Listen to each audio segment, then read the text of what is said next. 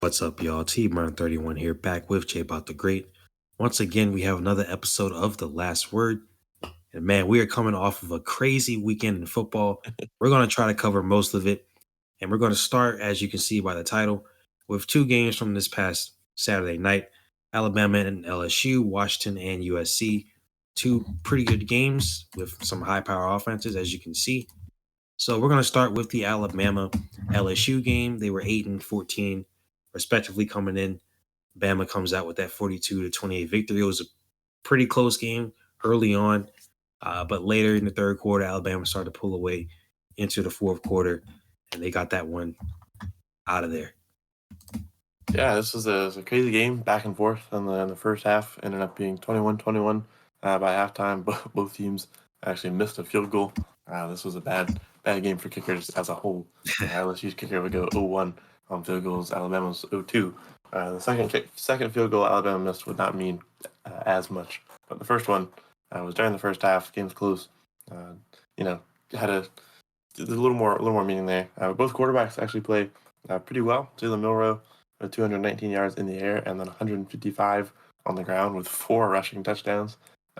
Big game for him. Me and Terrence actually talked earlier in the season about his tendency to run really quickly and take every opportunity to run and not pass. This time he does pretty well on both sides. Doesn't throw any touchdowns, actually. But, you can't be too mad when you put up 42 points and you run in for 4. And your two other running backs are also doing pretty well as well. Jaden Daniels also throws up 200 yards in the air, 2 touchdowns for him, and 160 yards on the ground with a touchdown there as well. So pretty complete game for both these guys. Jaden Daniels would have a big day as well, 200 yards in the air, 2 touchdowns for him there, 163 yards on the ground for him as well, and a touchdown to cap it off. So big complete games for both these quarterbacks. Jaden Daniels, unfortunately though, would end up suffering a concussion, leaving the game, coming back, leaving again. Not the best thing for LSU. He's taken a lot of hits this year. And that's going to probably add up. LSU, however, would fall to 6-3 in this one. They were probably already, not thinking about any playoff hopes going into this game to try to spoil Alabama. And they had a chance to do it in the first half, but they kind of started to fall off in the second half. There was a chance, or a point where they could have made it a comeback attempt. Jaden Daniels would then throw a pick. Alabama would score right after. That kind of put the game to bed. So pretty good matchup. I think the score does make it look a little worse. I know it's only a 2-score game. When you see 42-28, you're like, man. But I think LSU played a good game here. Alabama just played a better one. Jalen Monroe got the better of them on the ground all day long. And that turnover really sealed the deal here. Yeah, I mean, we figured this matchup was going to be really close. It was going to be a good game. You're probably right. Score being 42-28, it's not like that's horrible, but it's not entirely indicative of what most of the game was. It wasn't until the third quarter they started to pull away there. Getting that 2-touchdown lead right after he threw that interception, like you said, and then Jaden gets injured, and pretty much that's kind of the end of it. They didn't lose because of the injury. I'll say that because again they were already down, but with that injury, because he came, it was really weird. So like he was out for like a play. And then he came back in, and I was just like, okay. And then brought him back out, and I was like, for the rest of the game, like, all right. So that was smart decision to at least finally keep him out for the rest of the game. But that was coming off of a roughing the passer penalty, and we've seen a lot in the NFL for sure. We'll talk about it later, where roughing the passer has just gotten ridiculous. But yeah, definitely was there, and hopefully he's able, he'll be fine after that. I mean, these guys, the story of this game was really just his performance along with Jalen Milroe's. I mean, you said it about Jalen. No touchdowns through the air. I mean, these guys' stats are literally almost identical as far as completions, attempts, and yards. It's just one more attempt for Jaden. But running the ball, I mean, it was ridiculous. I mean, Jaden had some long runs. He had a 40-yard run. That was his longest. So had 120 yards besides that on 10 carries. And then Jalen Milroe, 4 touchdowns. I mean, literally every time they got close to getting in the red zone or goal line situation, first time, 23-yard run for a touchdown. Second time, 4 yards. So right there. The next one was a 21-yarder again. So close to the red zone there, just at the 21-yard line. and then the last one came later in the game. That was for 11 yards. So, I mean, literally, once they got in the red zone, once they got a chance, gave it to Jalen to run it in. I mean, that was a, I don't want to say legacy game. That would be too much of an exaggeration, but that was definitely look at how far I've come for Jalen Milroe from the beginning of the season. Because if you remember, you had issues in the Texas game.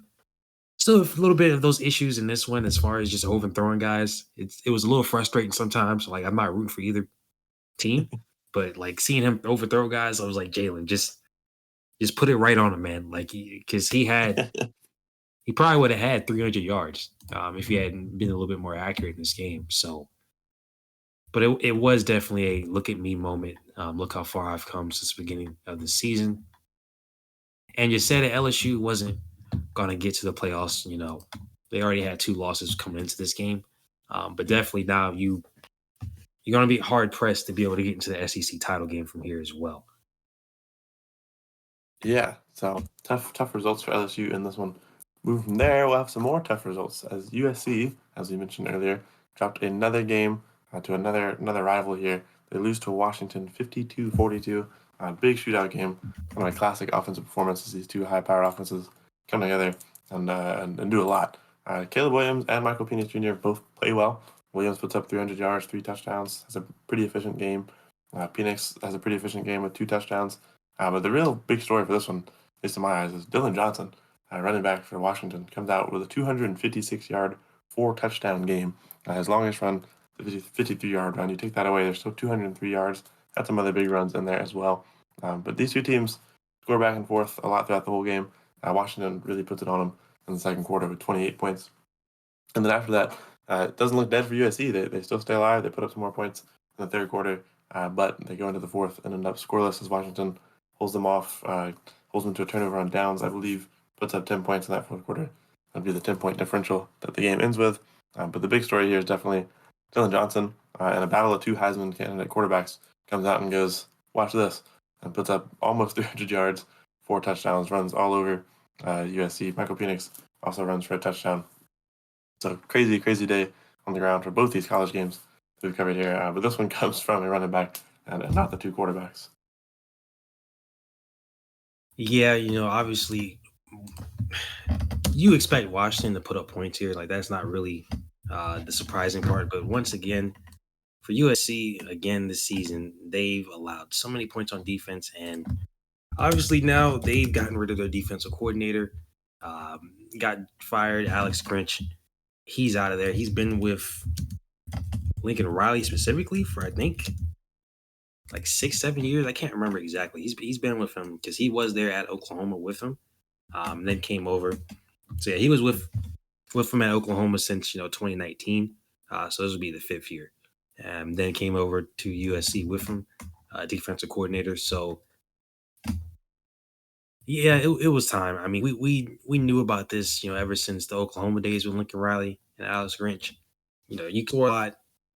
I mean, that was kind of the Big 12 thing anyway, but score a lot and allowed a whole lot in defense. And at some point, you just can't expect to win. You can score as many points as you want, but if you can't defend anything, it's just not going to happen. You allowed 52 in this game. You beat California last week, 50-49. So you had to score 50 just to win by a point.